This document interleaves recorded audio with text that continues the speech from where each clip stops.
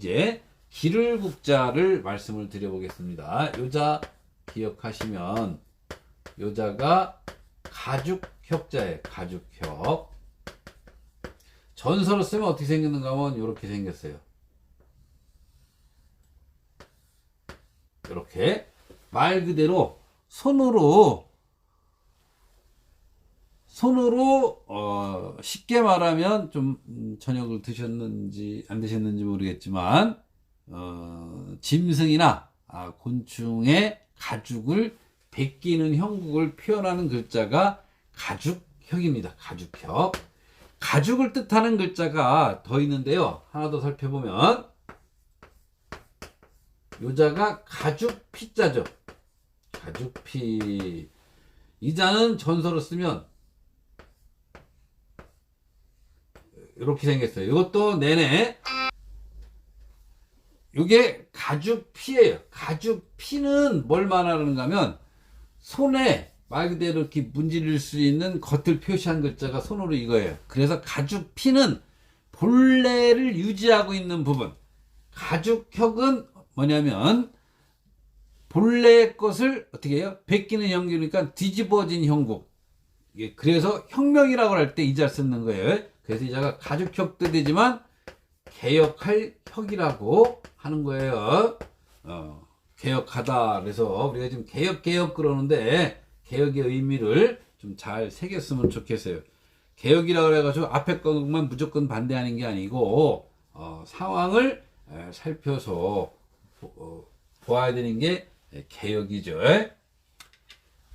가죽피가 있고요. 또 하나가 뭔 자가 있는가 하면 다른 가죽위라고 합니다. 이게 다른 가죽위. 다른 가죽위는 뭐냐면 가죽에다가 말 그대로 치장을 하는 거. 치장을 해서 뭔가 더 입히고 그런 거에 들어간 글자가 가죽위자가 되겠어요. 그래서 가죽에 대한 그런 부수가 들어간 글자는 대부분이 이거는 별로 안 쓰고요.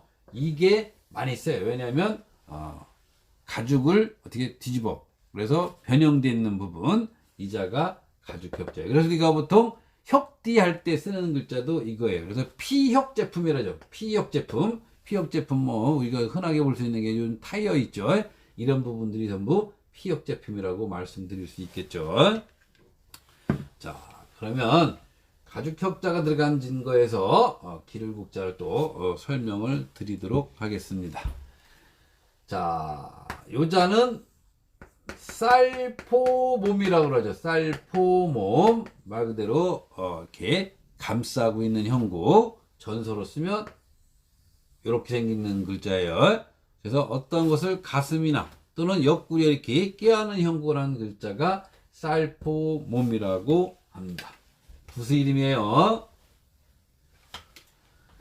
여기에다가 이렇게 이미자가 들어간 게 이자가 지금 쌀포자죠. 이거의 부수의 명칭이 여기에 이룬다 그래서 몸이라고 합니다. 그래서 부수 명칭을 좀 다 아시겠지만 설명을 드려보면 한자는 기본 구조가 사각형으로 해서죠. 특히 해서는 정사각형에 이루어지는데요. 그 한자를 구성하는 정사각형에서 부수가 위치하는 거에 따라서 이름이 붙여져요. 앞에 오면 변이라고 하고 이쪽에 오면 방이라고 합니다. 그래서 사람인 변, 칠복 방 이렇게 표현하듯이 이게 변, 방, 남 이렇게 위에 오면 머리라고 그러죠. 어떤 게 있어요? 간머리 이럴 때. 그 다음 밑에 오면 발이라고 합니다. 뭐가 있는가 하면 이렇게 불화점을 찍으면 불화자가 바뀐 그래서 불화발 또는 그럴 연자 밑에 온다 해서 연화발 그러죠. 변방, 머리, 발. 그 다음에 뭐가 있는가 하면 이렇게 해당되는 부분이 뭐냐면 받침이라고 그러죠. 받침.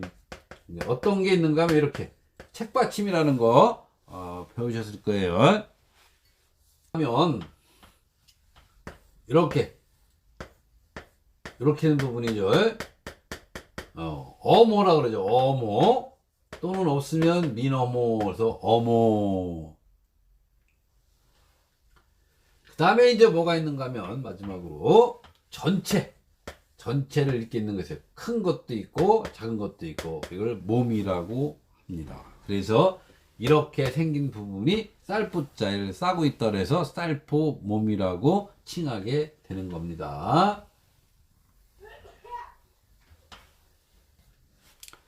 그래서 보면 쌀포자고요. 쌀포몸.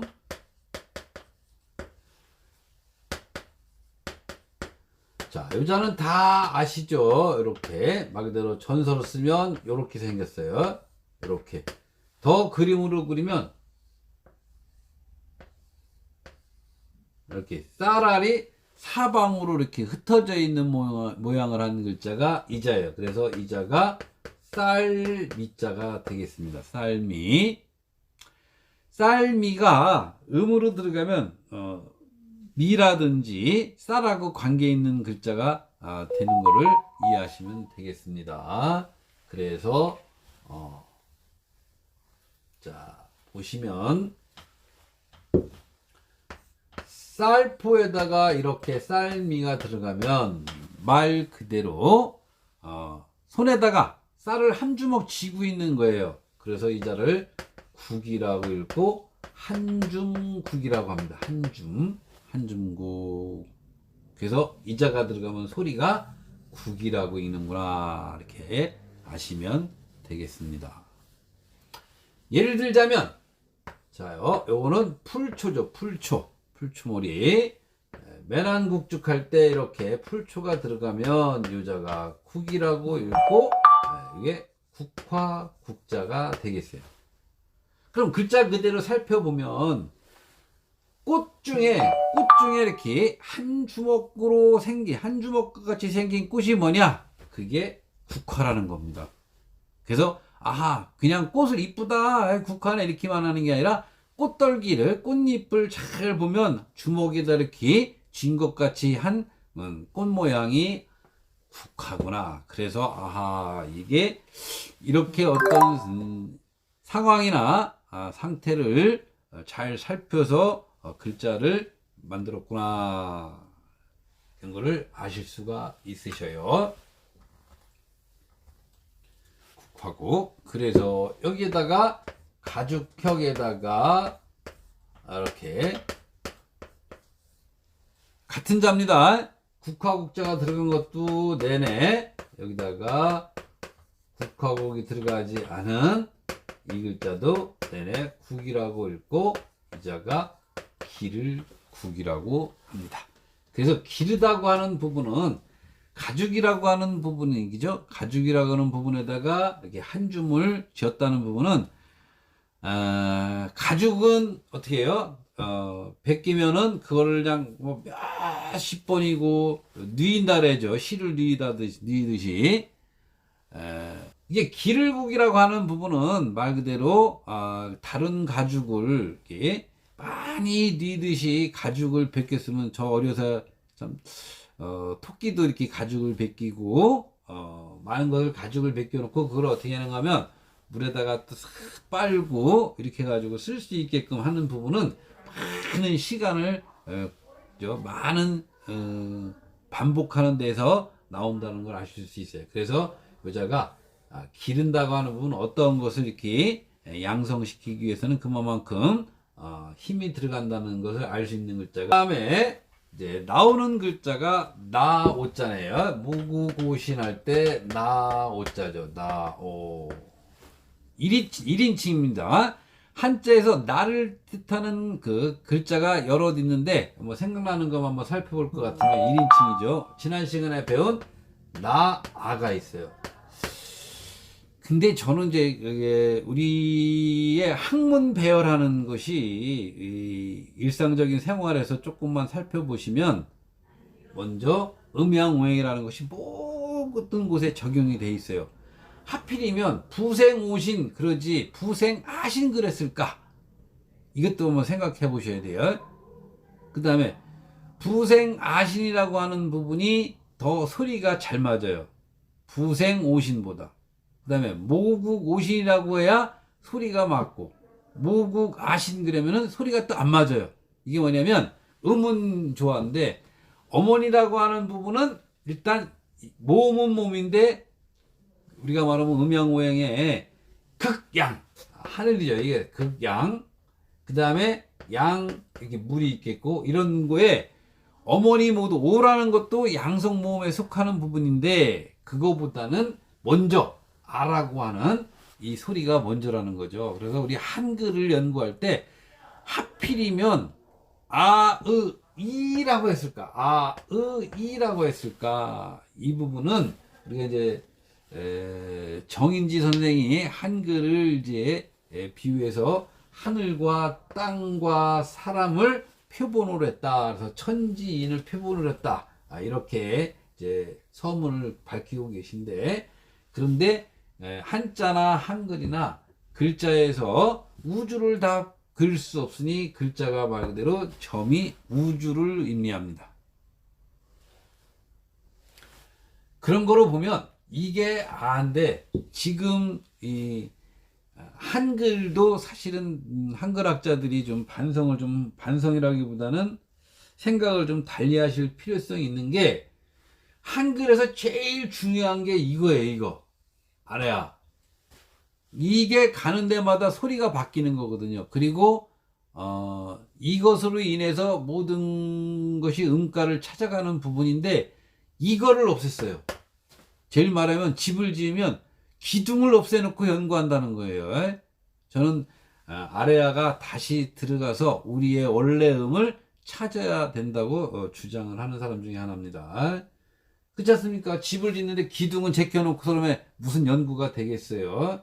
그래서 훈민정음 연구한다는 그 부분은 그 자체를 좀 바꾸셔야 될 것 같아요. 그래서 한글 연구가 아니라 사실은 훈민정음을 연구를 해야 돼요. 그러듯이 소리가 아라고 하는 부분을, 그러면 이거를 뭐를 증명할 거냐 이렇게 생각해 보시면, 어쨌든 누가 뭐라고 해도 인간이 이 세상에 처음에 태어날 때 오라고 웁니까? 아라고 웁니까? 그걸 알으세요. 이 세상에 아기가 태양 빛을 보고 나왔을 때, 그리고 우리가 어떠한 것을, 경이로운 것을 볼 때 먼저 소리가 입이 크게 벌어지는 그러죠. 이게 제일 처음이에요. 처음. 그래서 거꾸로 우리가 그냥 일상적으로 생각하다 나라고 안 그러고 나를 너라고 생각해 보세요. 이 세상에 존재하는 가치에 대해서는 제일 먼저 나예요. 나. 그 다음에 너예요. 그래서 아라는 음가가 먼저 오는 거고, 그 다음에 너라는 음가가, 이렇게 한글이라는 부분은 굉장한 철학적인 거예요. 이거 우리가 늘상 그냥 나, 너, 우리 이렇게 하는 부분이 잘 좀 생각을 해 보셔야 돼요. 그래서 얘는 이렇게 있고 얘가 둘이 있고, 그 다음에 뭡니까? 셋이 우리예요. 우리는 둘이 있을 때 우리라고 하지 않습니다. 셋이 있을 때 우리라고 하는 거예요. 이 말을 잘 하셔야 돼요. 그래서 우리를 줄이면 뭐가 돼요? 울이 됩니다. 울. 그래서 울을 다시 줄이면 얼이라고 하는 부분을 이렇게 대입할 수 있는 부분인데, 그 부분은 이제 조금 더 지나간 다음에 좀 더 이렇게 제가 말씀을 드려볼게요. 왜냐면 딴 데로 자꾸 가요. 저기 얘기하다가 보면. 그래서 나라고 하는 오가 있고 아라는 게 있고 1인칭이죠. 그 다음에 또 뭐가 있는가 하면 나를 가르치는 나여가 있어요. 나여. 그 다음에 또 뭐가 있는가 하면 얘도 나여자예요. 그래서 나를 가르치는 의미 있는 글자가 이렇게 여럿 있다는 거를 기억해 주시면 되겠습니다.